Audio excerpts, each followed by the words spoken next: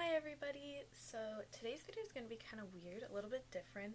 I have been obsessed with true crime and like history videos and conspiracy videos and all these everythings.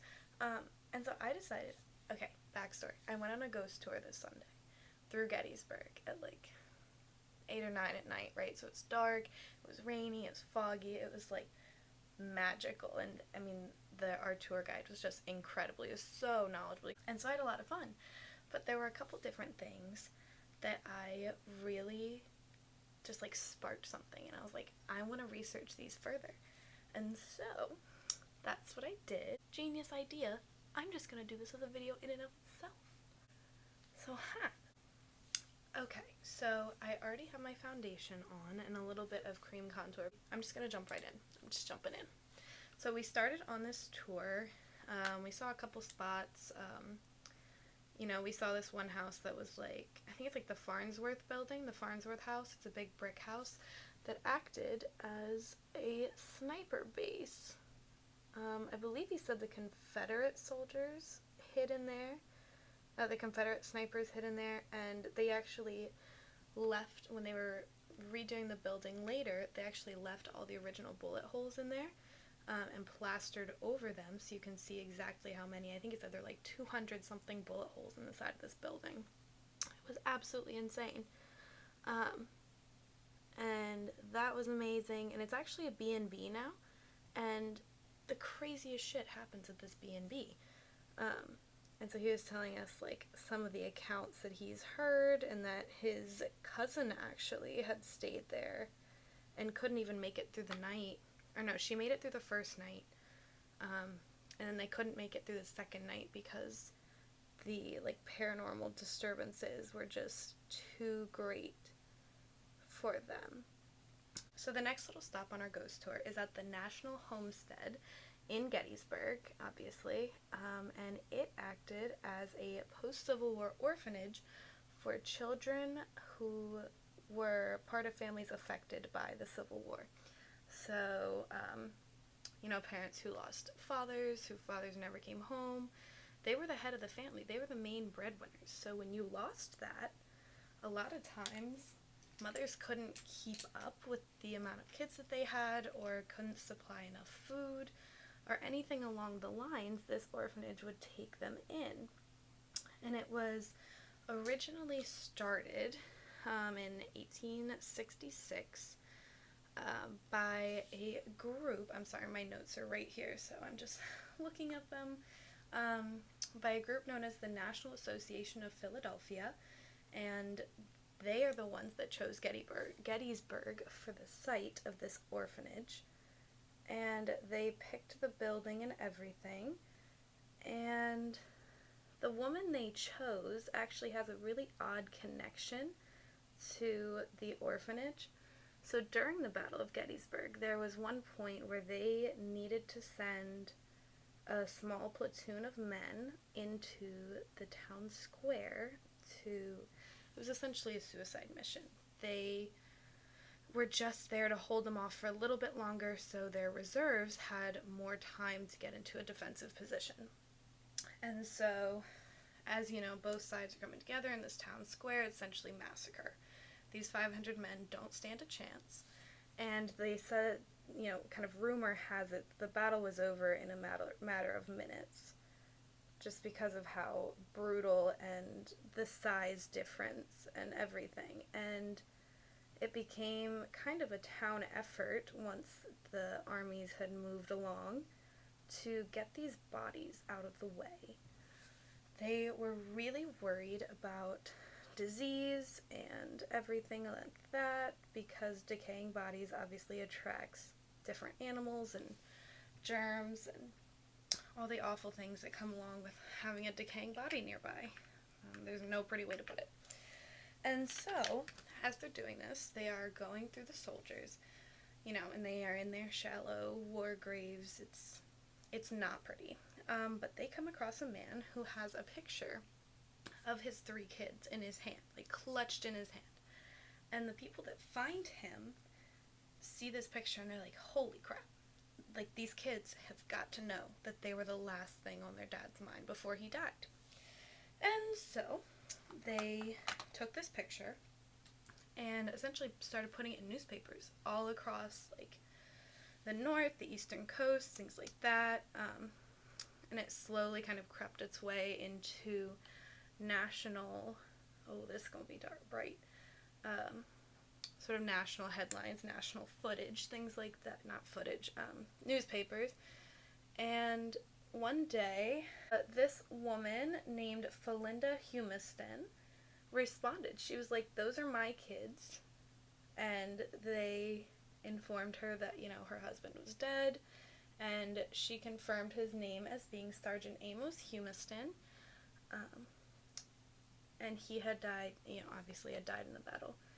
And so she was very upset about this, but what the National Association of Philadelphia had done, they offered her a position as the headmistress in this orphanage they were opening in Gettysburg. And so, you know, she kind of thought about it, and then she said, okay, yeah, that's fine. And she moved up to Gettysburg, and they started with this orphanage, and she had the most amazing time. She was an amazing woman. Their numbers were growing. These kids were thriving. They were in trades. They were learning different trades. They were horseback riding. They were living in this beautiful house with 2 acres with stables and gardens, and it was just a really productive place. It actually expanded so much that they had to build a second building off the southwest corner of the original building. It was noted in the community that these kids were well fed, well dressed, well spoken. They were learning. They, you know, started to become active members of the community. They were giving back. You know, they were just, it was a really good time. But in October 26th of 1869, Felinda remarried to Lieutenant Asa Barnes. He left Gettysburg. And, you know, this, good for her. I'm glad she remarried. Like, she was, you know, reports say that she was pretty devastated, you know, by the loss of her husband, especially in the war, as any family would be. Her kids, you know, grew up, and she remarried, and she was like, okay, it's time to move on. So that's exactly what she did. And she moved in with Lieutenant Barnes, and they moved to Massachusetts, I believe. And so she's starting a new life. But this new headmistress is brought in, named Rosa Carmichael. And Rosa Carmichael is bad news. She is awful from the start. So people start to automatically see a decline. And over the next 5 years or so, around 1875, they really start to see, like, the kids are malnourished, lots of doctor calls to the building. You know, their clothes aren't as nice, the facility isn't being taken care of, the weeds are overgrown, things like that. The kids just aren't happy. They're also not seen in the community as much. They're staying mainly at the facility. Let me backtrack really quick. There were things like chains on the walls. Kids were starving. There was a 5x5 hole in the ground with chains on the wall where kids, if they broke any of her insane rules, they were just put there. And they stayed there until she decided to let them out. And it was awful. And just so many horrible things that even I don't want to get into, that, you know, this tour guide explained to us. And then upon my research, I found out, you know, beating, mutilation, things of the like, encouraging the older kids to beat the hell out of the younger kids, just things like that, pitting kids against each other. Just horrible, horrible behavior. So there were 2 major events that really brought sort of attention to Rosa Carmichael's abuse. One of them being, well, I guess at that point they considered it more neglect rather than abuse, but one snowy night, 2 men were walking home, and they're walking past the orphanage, and they hear Mind you, they're both Civil War veterans. And they hear this weird sound, and it sounds like an animal. They can't identify it. You know, they're getting a little nervous, like, this animal sounds like it needs help, whatever the hell it is. And they do some exploring, and they're following the sound, and they quickly realize that it's coming from a shed across the street. There's powder in front of my camera. Across the street from the orphanage. And in this little shed owned by the orphanage, there is, I think they said he was like a 5-year-old boy, chained up in nothing but like a light cotton shirt, no shoes, light cotton pants, and he was just chained there. He'd been starving, like he was, you know, he was very skeletal, his ribs were exposed, and so these men scooped him up and took him to the police. And what happens next is the most frustrating thing of my entire life. So they take him to the police, they tell him the story.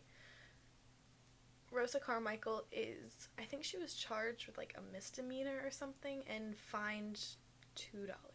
And essentially was also just kept in her position. You know, they never, you know, she would get fined for certain things, charged for certain things, but they never took her power away. So the National Association of Philadelphia never took her power away. She stayed in charge of those kids for all those years.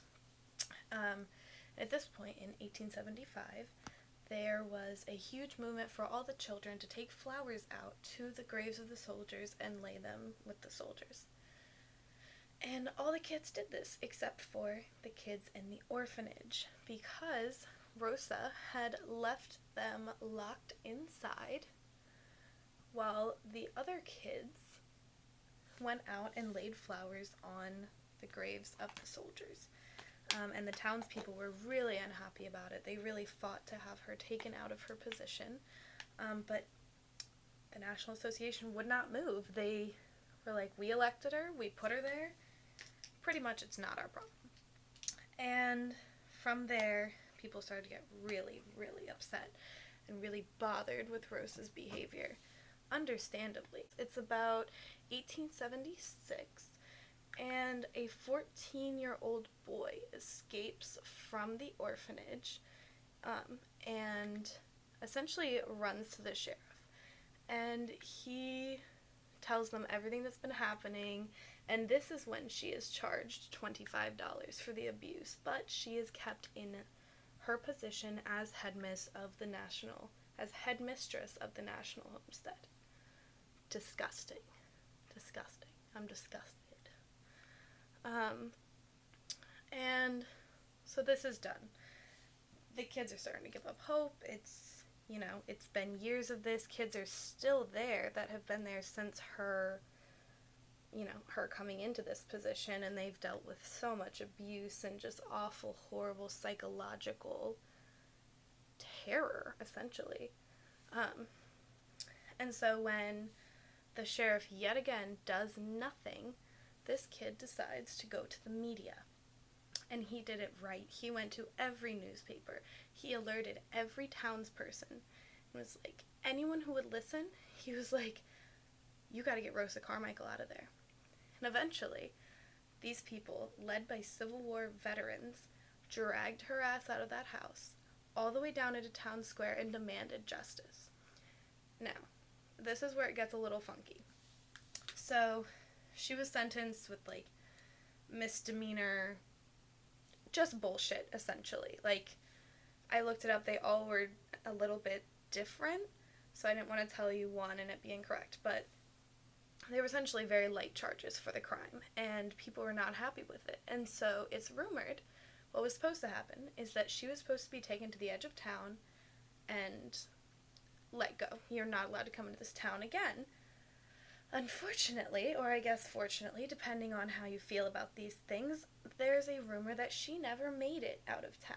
The townspeople took justice into their own hands before she ever made it across the town lines. And so, if I don't start on my eye makeup, I'm never going to leave. And I'm going to have to, because I'm running out of information, then I will just have to leave you all with a bare face, and I'm really not trying to do that. I'm trying to make this like a good, cohesive video. Anyway, so it is rumored that she never made it out of town, and that the townspeople did indeed take justice into their own hands and killed her. Now, that was up for speculation for a very long time, until at one point when the shop was a museum. I couldn't find the exact dates for when it was a museum versus when it's like just the National Homestead House like it is now. So I couldn't find the exact dates, but a worker there was told to go out and wipe down the windows. It wasn't close to closing time. It was like mid-afternoon. It was really sunny and bright and just a really pretty day. And so she says, yeah, whatever. She goes out. She starts cleaning the windows when she notices a little bit of movement inside.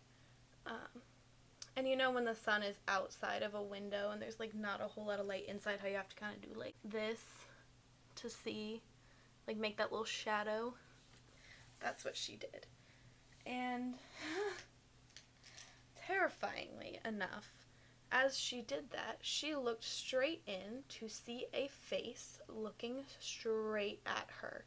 And she described the woman as having a high white lace Victorian collar and shoulder-length black hair and a look in her eyes that could kill. I would be terrified. I would have run for my life. But she ends up being a braver person than I am and goes into the store, and no one is in there. There's no one. And so now she's even more confused, and nothing is showing up on the cameras. Like, there's literally no proof that this woman was there.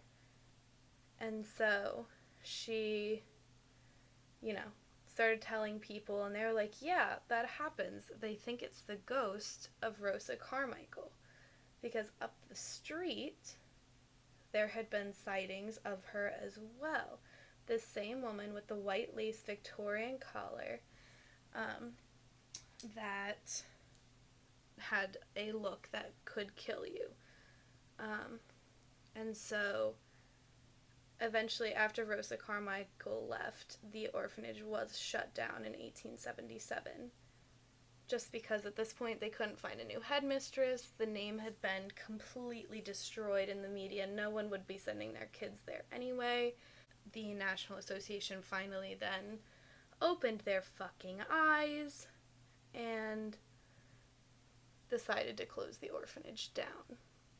And so then I believe it was a private residence for a long time, and then once crazy shit started happening, they were like, I can't do this anymore. So they moved out, and as goes with a lot of buildings in Gettysburg, they kind of embraced the fact that it is absolutely haunted. And they do ghost tours now, but a lot of people are very adamant about the fact that it is absolutely haunted, and if you walk through there, you will feel like kids tugging on your sleeves, you'll feel cold chills, like it truly is the House of Horrors.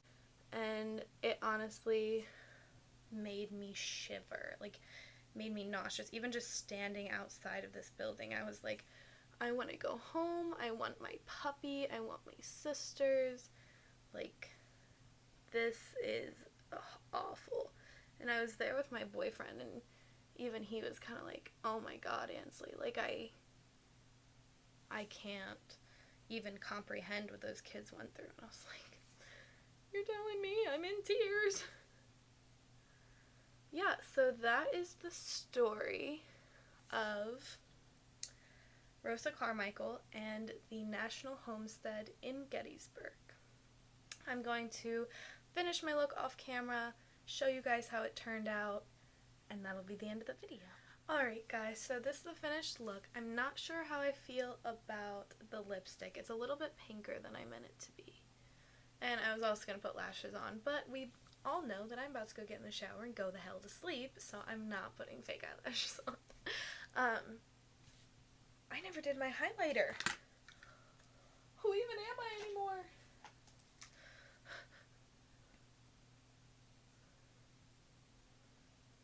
Oh, there we go. Now we are a little more put together. Okay, now this is the finished look. Okay. Anyway, so that concludes this video. That is the story of the National Homestead and Rosa Carmichael in Gettysburg after the Civil War. I hope you enjoyed this kind of video. I really was digging it. I thought I had a lot of fun making it. So if you like this video, please give it a thumbs up. Don't forget to subscribe. Hit the bell notification, the little ring-a-ling, so you know whenever I post. It is sporadic. I'm not on a schedule. I'm a college student, so schedules aren't really my thing. Anyway, so that is it. I love you all. I just cracked all my knuckles. Anyway, so that's the end of this video, and I will see you on the next one. I love you all.